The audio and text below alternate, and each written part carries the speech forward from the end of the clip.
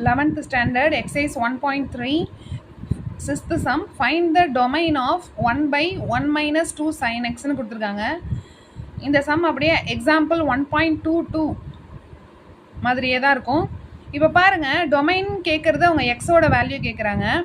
இப்போ இங்கே வந்து 1 பையில் இருக்கா, இதுலேருந்து எக்ஸோட வேல்யூ கண்டுபிடிக்கிறதுனா இப்போ 0, இந்த இடத்துல 0 வரக்கூடாது இல்லையா, இந்த இடத்துல 0 வரக்கூடாது. அதை நம்ம 1 minus 2 sin x not equal to 0ன்னு எடுத்துக்கிறோம். இங்கே 0 டினாமினேட்டரில் 0 வரக்கூடாது, அதனால் நாட் ஈக்குவல் டு 0ன்னு எடுத்துக்கிறோம். அந்த பாசிபிலிட்டியை யூஸ் பண்ணி நம்ம எக்ஸோட வேல்யூ கண்டுபிடிச்சிருவோம். இப்போ 1 minus 2 sin x not equal to 0 அப்படின்னு எடுத்துட்டோன்னா minus 2 sin x not equal to -1 கிடைக்குமா? அப்போது மைனஸ் கேன்சல் ஆகிடுது. Next 2 sin x not equal to 1ன்னு கிடைக்கிது. sin x not equal to 1/2ன்னு கிடைக்கிது. இப்போது ட்ரிக்னாமெட்ரிக் ரேஷியோஸில் எப்போ உங்களுக்கு 1/2 கிடைக்கும், சைனோட வேல்யூ எப்போ 1/2ன்னு கிடைக்கும்? வந்து சைன் 30 டிகிரியா, π/6 இல்லையா?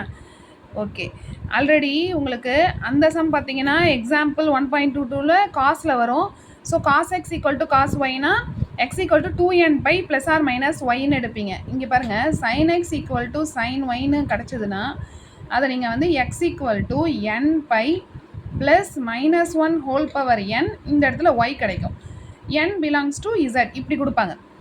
இப்போது sine x not equal to sine π/6னா இங்கே எப்படி எழுதணும்? நீங்கள் எக்ஸோட வேல்யூ இங்கே வந்து not equal to nπ plus -1 whole power n, ஒய்ங்கிறது இப்போது இங்கே π/6ஆ? Okay, n belongs to integer z இல்லையா? இப்படி எழுதுவோம். இப்போது டொமைன் ஆஃப் f என்ன? இங்கே வந்து ரியல் நம்பர்ஸ், அதில் இந்த வேல்யூ மட்டும் கிடையாது இல்லையா, நாட் ஈக்குவல் டு 0, இங்கே நாட் ஈக்குவல் டு 0ன்னு எடுத்துருக்கோம். ஸோ இந்த வேல்யூ மட்டும் கிடையாது. அப்போ minus nπ plus -1 whole power n π/6, n belongs to integer z. இங்கே ப்ராக்கெட் கரெக்டாக போட்டுருங்க. ஓகேவா? Thank you. If the video is helpful to you, subscribe my channel.